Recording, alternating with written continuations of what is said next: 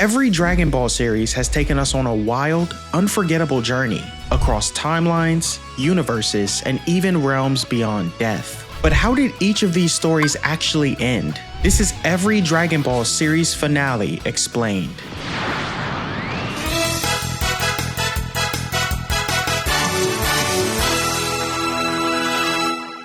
After one of the most intense showdowns in the franchise's early years, Goku finds himself completely broken, his arms and legs shattered from battle. As Piccolo rises high into the sky to deliver a finishing blow reminiscent of his father's defeat, it feels like all hope is lost. Even Kami pleads with Tien to take Piccolo down for good. But Goku, barely conscious, insists he can still win, and not through killing. Piccolo unleashes the explosive Demon Wave, a blast powerful enough to vaporize Goku entirely. The blast hits, and everyone believes Goku is gone. Chi-Chi, still clinging to the promise of marriage, is left heartbroken. But at the last second, Son Goku soars into the air, revealing he survived by flying. With a last-ditch aerial headbutt, he knocks Piccolo out of the ring, winning the 23rd World Martial Arts Tournament and becoming the champion. As the dust settles, Yajirobe appears with sensu beans and heals Goku completely. But when Kami moves to take Piccolo's life, Goku stops him, not out of mercy alone, but to preserve Kami's life, and by extension, the Dragon Balls themselves. Master Roshi persuades Kami that his work on Earth isn't finished, and Goku is even offered Kami's position, but declines and rushes off with Chi-Chi on the flying Nimbus, eager to start their life together. Their next stop is Chi-Chi's home, where Goku, ever the bottomless pit, feasts while the Ox King processes the surprise announcement of their marriage. The Ox King, proud and teary-eyed, promises the biggest wedding the world has ever seen. He even presents Chi-Chi with her late mother's wedding dress. But the celebration turns chaotic. An earthquake shakes the castle and flames erupt all around. The Ox King races to retrieve the wedding dress trapped inside the burning palace. Goku tries to save him but is blocked by the fire, and learns that only the legendary Bancho fan can extinguish the flames. What follows is an entire mini-arc, almost a movie's worth of adventure, as Goku and Chi-Chi search across the mountains, islands, and even otherworldly realms to find the Bancho fan. They cross paths with fortune teller Baba, are misled by Master Roshi's fabricated stories, and even run into Pilaf and the gang, who try to steal the last egg of an extinct fire-eater bird species. Eventually, with the help of Chi-Chi, Goku tracks down the actual Bancho fan at Mount Frappe,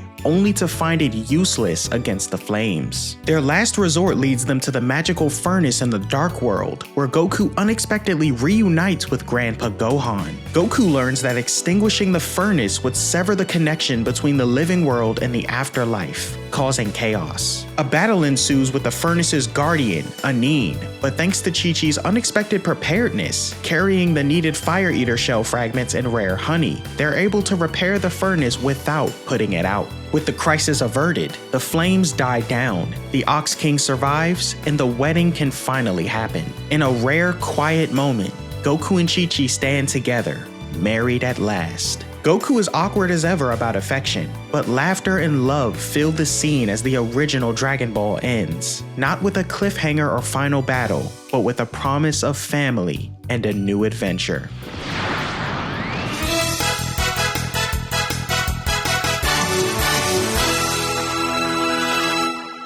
The final battle against Kid Buu pushes everyone to their absolute limits. With the Super Spirit Bomb formed, Goku stands ready to end the fight. But when he sees Vegeta gravely injured beneath him, he hesitates, unwilling to risk his rival's life. Kid Buu exploits this moment of compassion, stomping on Vegeta and laughing sadistically, fully prepared to win by any means necessary. Goku does his best to protect the Spirit Bomb's energy while dodging a relentless barrage of ki blasts. Just when it seems the tide will turn against them, Good Buu awakens and slams into Kid Buu, disrupting his attack and pinning him down. With Hercule's help, Vegeta is pulled to safety. Goku, grateful and astonished, calls Hercule a true hero.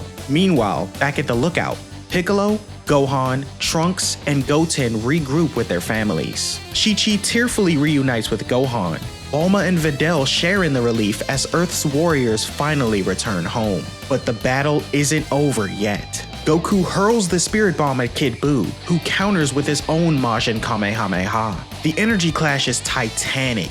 At first it seems the Spirit Bomb might succeed, but Kid Buu holds it back. Goku, exhausted, can't muster the strength to finish the fight. That's when Vegeta comes through with a strategy. Realizing they still have one wish left from the Namekian Dragon Balls, he instructs Dende to restore Goku's strength. Porunga grants the wish. Now re-energized, Goku transforms into a Super Saiyan one last time. He stops the Spirit Bomb mid-air and sends it rocketing back toward Kid Buu. With every bit of force he has, Goku pushes it forward, even taking a moment to speak directly to his opponent, thanking him for the fight and hoping he'll be reborn someday as someone good. In a flash of blinding light and one final scream, Kid Buu is obliterated. The universe breathes a collective sigh of relief. Goku and Vegeta give each other a thumbs up, showing mutual respect. Peace has finally returned. Soon, Dende heals everyone. Hercule begs to spare the good Buu's life, insisting he'll watch over him. Vegeta initially resists, worried about another evil form resurfacing, but Goku reminds him, without good Buu, Earth would be gone. Vegeta reluctantly agrees, and Goku proposes using the Dragon Balls to erase everyone on Earth's memory of Buu to keep the peace. Back on Earth, loved ones reunite. Chi-Chi weeps when Goku tells her he's been revived permanently. Overwhelmed with joy, she hugs him tightly as he tells her he loves her. Even Vegeta gets a rare moment of affection, as Bulma gives him a thumbs up, proud of the man he's become. Months pass. Goku and his family settle into domestic life, while Buu slowly becomes a part of society. Goku enjoys quiet moments at home, relaxing in hot tubs with Goten and Trunks, play fighting, and watching the world finally be normal again. But there's one final journey left. 10 years later, we find Goku training with Goten, while a teenage Trunks visits Gohan's family. Gohan's now a scholar, married to Videl, with a daughter named Pan. Peace has aged the cast. Bulma has gray in her hair, and Goku's been off the radar for years. But the World Martial Arts Tournament draws everyone back. Goku says he's entering, not just for fun, but to fight someone he's been waiting for. Oob, the reincarnation of Kid Buu. Oob is just a scared boy from a poor village, entering the tournament to win money for food. Goku teases him in the ring, provoking a surge of hidden power. As their fight intensifies, Goku confirms it. Oob is the reincarnation he wished for when he destroyed Kid Buu. Recognizing Oob's raw potential, Goku halts the match and offers to train him. Oob of course agrees. Goku promises to get him the prize money from Hercule and entrusts Earth's protection to Goten and Trunks. He says his goodbyes, telling Pan to be strong, apologizing to Vegeta for leaving without one more spar, and sharing a final moment with his family and friends. Together, Goku and Oob take off into the sky, headed to the boys' island to begin training. As they fly, Goku grins, not just at Oob's potential, but at the joy of the journey ahead. The narrator closes with a simple truth: as long as Goku lives, peace and prosperity will reign. The final shot? Goku and Oob soaring into the horizon. A new adventure begins.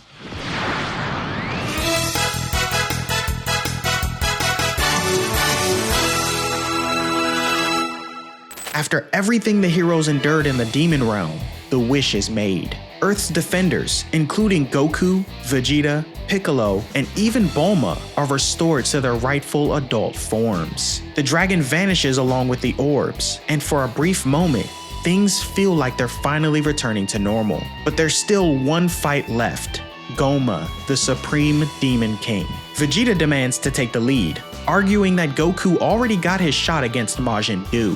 Goku agrees and lets him have it. As Vegeta dives into battle, Glorio, the former spy, sprints in to rejoin the others. Despite his past allegiance, he's welcomed back without hesitation. Even Goku calls him by his real name for the first time. Vegeta wastes no time adjusting to his old strength. He ramps up to Super Saiyan, then Super Saiyan 3, overwhelming Goma with brutal combos. But Goma's regeneration through the evil third eye nullifies the damage. Still, Vegeta holds his ground.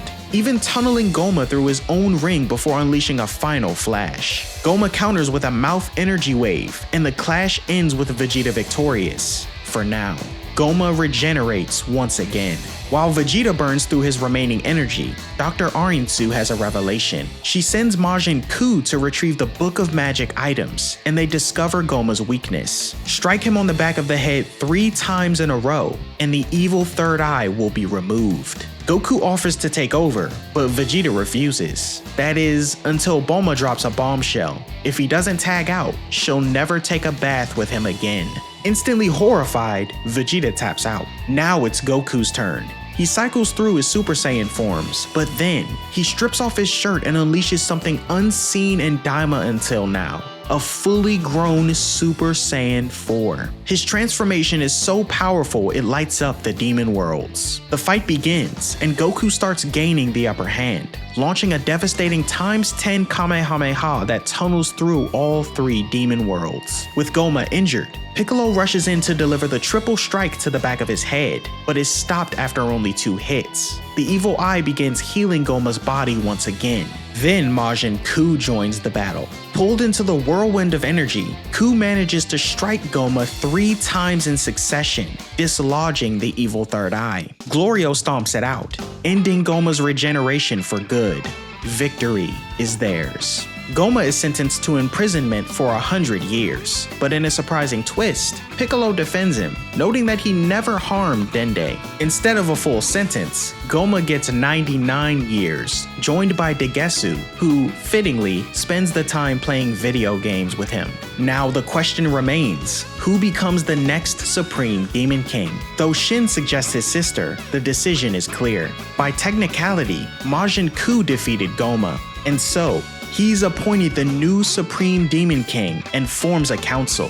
Arinsu as Vice King, and Du, Neva, Marba, Glorio, and Kadan as his ministers. Hybis volunteers to join, but is completely ignored. The heroes return to Kadan Castle. Pansy gives Bulma the promised Magilite, and Neva offers Dende and Piccolo a chance to remain in the demon realm. They of course decline, but promise to ask the Namekians of New Namek about relocation possibilities. On the flight home, Goku teases Vegeta about who really won the fight. Vegeta grumbles, annoyed Goku never told him about Super Saiyan 4. Goku admits he trained for it after Kid Buu, but wasn't sure it would actually work. They arrive back in the shop from earlier, and Goku asks about the Medibugs since they don't have any sensu beans. Bulma, of course, buys an entire barrel of Butte bugs to de-age her skin. But just as things settle, Pansy stumbles across a dusty jar containing 2 more evil third eyes. Apparently, the shopkeeper had 3. One was sold a long time ago, and the remaining 2 were just too expensive for anyone to buy. She offers a discount, and everyone stares in surprise.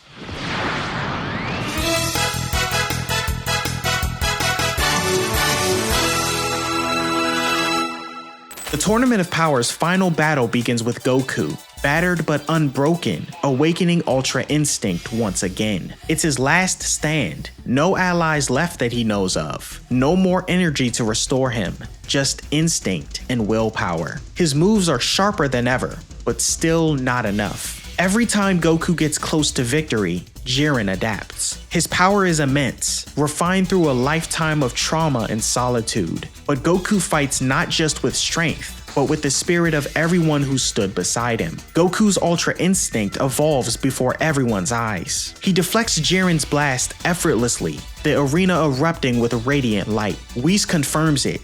Goku has achieved perfected Ultra Instinct. His hair turns silver, his eyes glow, and suddenly, he's untouchable. Jiren, who once claimed strength was justice, now struggles to keep up. The gods, fighters, and even the Omni Kings watch in awe as Goku dominates the Pride Trooper who once seemed invincible. But just as Goku prepares to finish it, his body gives out. The toll of Ultra Instinct is too much, even for him. Jiren prepares to end it until 2 unlikely allies step forward, Frieza and Android 17. Turns out, 17 never actually self-destructed. He's still in the game. With Goku down, 17 and Frieza buy time, pushing Jiren to the brink. Then, against all odds, Goku gets back up and joins them. The teamwork stuns even Vegeta watching from the stands. When Jiren tries to blast his way through, Goku and Frieza take the fight straight to him, dragging Jiren off the edge in a desperate charge. It's a triple elimination, leaving Android 17 as the last man standing. Universe 7 wins. The Grand Minister announces Universe 11's erasure, and Jiren finally acknowledges Goku. He didn't just grow stronger, he helped Jiren grow too. Goku smiles, hoping they'll meet again, and with a final flash of light, Jiren and his universe vanish. With the Super Dragon Balls his to command, 17 makes a selfless wish to restore all the erased universes. Super Shenron roars, and just like that, everything lost is brought back.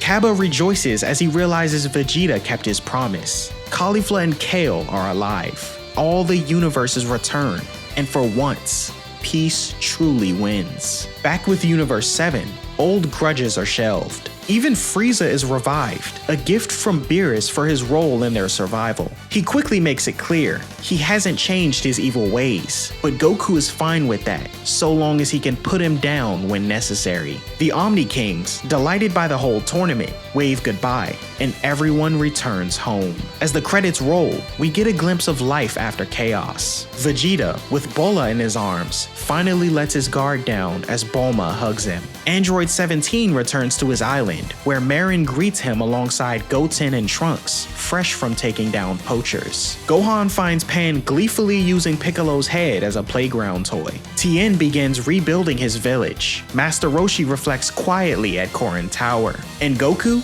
He's home with Goten, being scolded by Chi-Chi for nearly causing a universal crisis. The gang celebrates Bola's birth with a party, and everyone is there, laughing, relaxing, and being a family. Of course, Goku and Vegeta can't resist. They step outside, power up to Super Saiyan Blue, and begin sparring again, their friendly rivalry burning stronger than ever. In the final scene, Goku and Vegeta battle in the wastelands, reminiscing on the power they tapped into. Goku admits he can't access Ultra Instinct at will, and Vegeta scoffs, vowing to find a power even greater. The two agree, a Saiyan's strength has no limits. As their clash echoes across the terrain, the message is clear. The journey isn't over. The next battle is always ahead.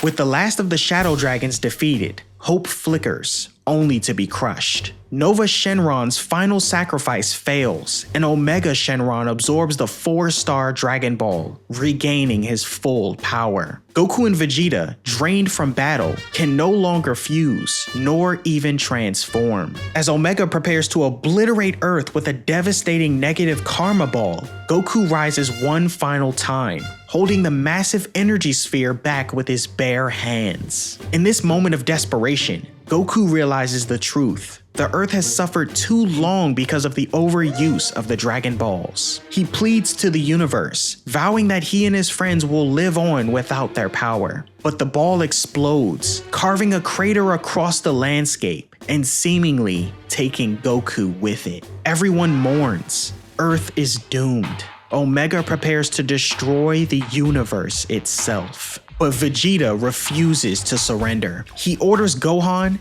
Goten, and Trunks to get everyone to safety. Then, standing alone, he readies himself for one final battle. The others soon return, unwilling to let Vegeta die alone, but their combined strength still isn't enough. Then it happens, a glimmer in the crater. Goku is alive, and not just alive, but radiating with a mysterious divine energy. He lifts his hands, forming a final, massive spirit bomb, not just from Earth, but from the entire universe. King Kai calls out to every corner of existence, and billions respond. Goku gathers it all, every ounce of life, of hope, of energy, and thanks them. Then, with one last cry, he hurls the universal spirit bomb at Omega Shenron, obliterating the source of the Shadow Dragons once and for all. With the threat ended, the Dragon Balls return to normal, But something unexpected happens. Shenron appears unsummoned. He heals Goku, but reveals that the Dragon Balls will go dormant,